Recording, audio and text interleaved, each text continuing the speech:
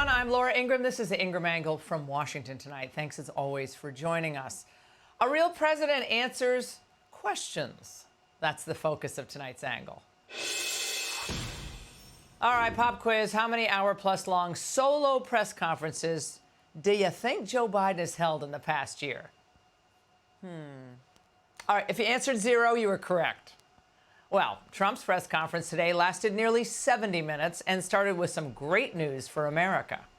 Today, I'm thrilled to announce that SoftBank will be investing $100 billion in America, creating 100,000 American jobs at a minimum. And he's doing this because he feels very optimistic about our country since the election. This historic investment is a monumental demonstration of confidence in America's future. After 4 years of dealing with Biden, the bumbler-in-chief, a pro-business America is back. And the Japanese CEO laid out all the details. This is double of last time, because I say, oh, President Trump is a double-down president. I'm going to have to double down, you know, $100 billion and 100,000 jobs. I am truly excited to make this happen. Wait, I thought Trump was going to destroy global relations, offend our allies.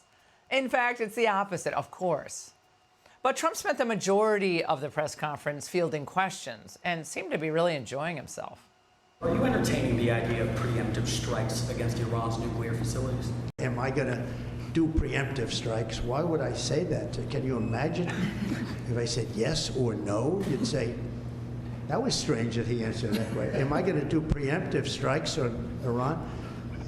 Is that a serious question? How could I answer a question like that? 100%, though. Who said Trump's not diplomatic? Because that was a pretty dumb question.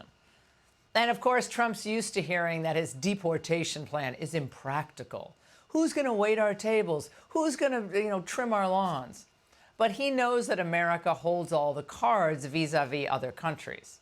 In terms of your mass deportation plans, have you had any preliminary discussions with countries like Venezuela, from where the Tren de Aragua gang is now popping up? They'll take them back. They're going to take them back? They're all taking them back, yep. And if they don't, they'll be met very harshly economically. Imagine that, a president who uses our economic power to help Americans and get other nations to help us too.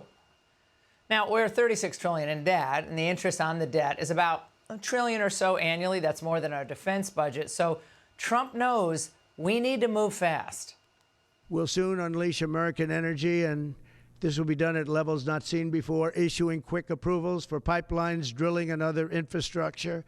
And I'll keep my promise to pass historic tax cuts for American families, workers, and businesses that create jobs in America. A lot of businesses are going to come in. Between that and our taxing and tariff policies, we're going to have business like nobody's ever seen in this country before. Well, fixing our economy will not happen overnight, and it will require a massive effort to save money and cut waste.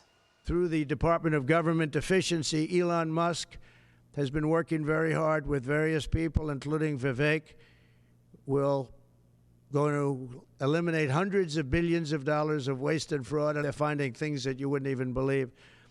So we're looking to save maybe $2 trillion. Well, that would be amazing. But to cut the pork, especially at the Pentagon, Trump's going to need to go to war.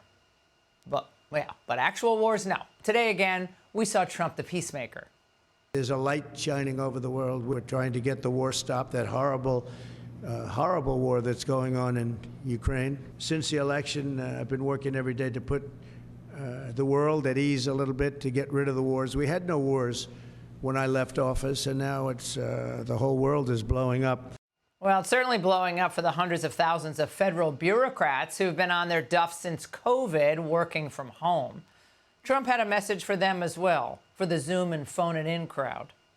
If people don't come back to work, come back into the office, they're going to be dismissed. And somebody in the Biden administration gave a 5-year waiver of that, so that for 5 years, people don't have to come back into the office. It was like a gift to a union, and we're going to obviously be in court to stop it. And now, Trump also blew the whistle on the Biden administration's wasteful and petty border moves.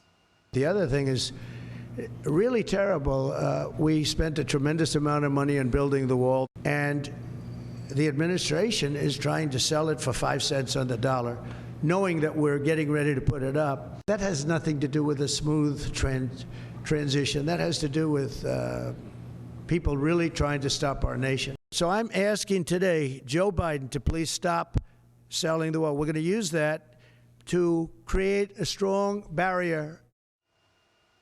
Well, I actually said please. That was surprising to me. The president-elect was so at ease in front of the media that he looked like he could have gone on for another hour. What a refreshing change this is from how the current occupant of the White House carried himself, including on July 11th, which was his last formal press conference, which started this way. And now I want to hand it over to the president of Ukraine, who has as much courage as he has determination. Ladies and gentlemen, President Putin. President Putin. He's going to beat President Putin. President Zelensky. Aren't you going to miss that? And we got to the question part of the program. Well, things didn't improve much. What concerns do you have about Vice President Harris's ability to beat Donald Trump if she were at the top of the ticket? Look, I wouldn't have picked Vice President Trump to be vice president, but I think she was not qualified to be president. Remember, the press was complicit all along in the cover-up of Biden's decline. They knew how bad it was. So to scratch back some of their credibility, they'd have to admit they were wrong about all their false and dire predictions. Trump just blatantly vowing to abuse power, to target American citizens as, quote, enemies, threaten the free press. For a lot of the Post columnists, they believe Trump is a threat to the American free press and that he will impose draconian restrictions. And those fears are palpable in other newsrooms as well. One freedom often taken for granted is under threat, and that is freedom of the press. Activist groups warn that Donald Trump's second term further endangers this essential right. Oh, Christian, not having a front row seat in the briefing room isn't the same as losing your First Amendment rights. This is always nonsense. They have to be better than this. Trump has been the most transparent politician in modern history. He tells us what he thinks, and he does what he says. No one's perfect, but who's even come close? He's never afraid to take questions from an adversarial press. And today was just another reminder of the fun we're going to have over the next 4 years. And that's The Angle. Hey, Sean Hannity here. Hey, click here to subscribe to Fox News YouTube page and catch our hottest interviews and most compelling analysis. You will not get it anywhere else.